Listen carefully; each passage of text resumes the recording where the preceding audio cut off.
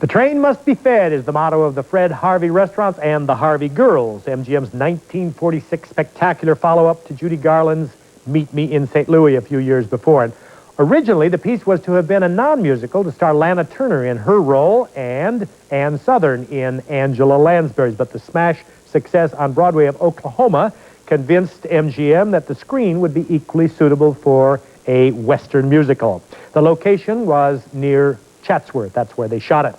The director was George Sidney, a great choice because he'd been at MGM since he was a teenager. He was an ex-musician. He directed MGM shorts, and then he did Anchors Away, and somebody figured out, well, let's give him this one, too. Good idea. The three Harvey Girls, to get most of his and our attention, are, of course, Judy and Sid Charisse as Deborah and Virginia O'Brien as Alma. Now, Judy and Virginia do their own vocals, but the Sid singing was dubbed by Marion Denges, D-O-E-N-G-E-S. I only bring that up because it is the truth, and also, since Sid gets to do the only solo dancing in the place, I thought that might be fair, equal time, as it were. The lovely Harry Warren, Johnny Mercer song, Wait and See, is the song she will dance to. Virginia, well, Virginia has one of the toughest numbers I've ever seen. She has to be a lady blacksmith while she sings her song, and she does it gorgeously. I'd like to know how long it took. Maybe I'll call her up and ask her sometime. It's called Oh You Kid, or the number coming up is Oh You Kid. Hers is The Wild Wild West. Oh You Kid actually belongs to Angela Lansbury. Is this her real voice? I do not know. We know she can sing because she went to Broadway to do Mame and Gypsy, but I don't think this is her voice here. I could be wrong, although I hate to admit it. Now, the first crisis. The steaks have disappeared from the Fred Harvey restaurants. Who took them? Let's find out as we return to the Harvey Girls. The Harvey Girls, MGM 1946. And we talked about the girls before. Let's talk about the fellas. Chill Wills is the old duffer who, well, he wasn't that old in 1946, who gets Judy to come west in the first place. And the black actor playing the fellow who works in the saloon is Ben Carter.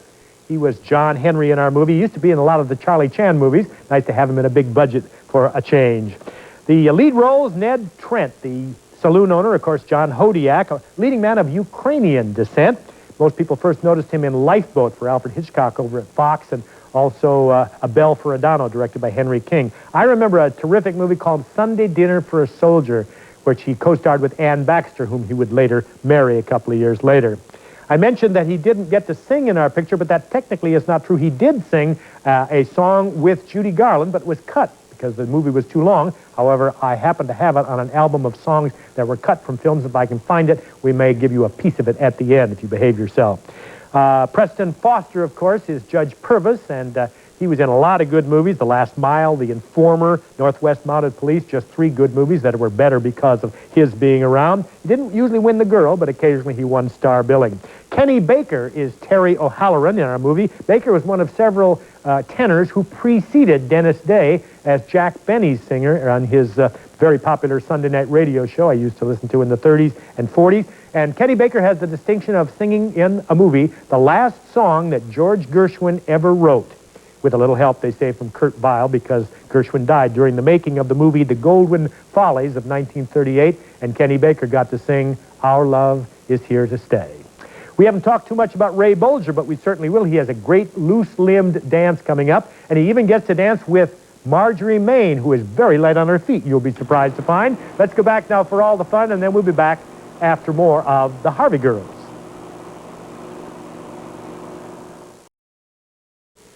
Our movie is The Harvey Girls from 1946. Judy Garland was 23. She'd been at the studio for 8 years with rarely a day off and certainly not a formal vacation, or very few of them.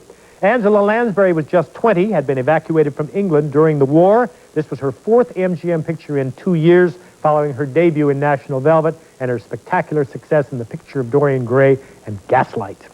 The Harvey Girls reunites Judy with one of the most endearing performers I've ever seen on screen or in person, Ray Bolger, the wonderful scarecrow from The Wizard of Oz. He didn't make a lot of movies, only 12 over a 40-year span, but usually probably because he was so busy with his Broadway career, either in hit shows or tours thereof, that he had to turn down parts because he was too busy. The names of those shows won't mean much to you anymore. George White Scandals, On Your Toes, Three to Make Ready, but boy, they were terrific. And I saw one called Where's Charlie, which Warner Brothers then made into a movie. It had a great Frank Lesser score, and it's the only movie I ever saw where the leading man insisted that the audience in a movie theater sing along, and we did, with Once in Love with Amy. Judy and Ray don't get to do much together in our movie, but they were close friends, and he was on her show. I remember the CBS show, and they were delightful together, reminiscing. Oh, by the way, speaking of songs cut from movies earlier, I found the album. This is the one that has the Judy Garland, John Hodiak duet of My Intuition, and we will have a little bit of time at the end to play a little bit for you. Now, aren't you glad you waited? Back now to all the fun, lots more coming up, and maybe some uncut musical numbers from the Harvey Girls.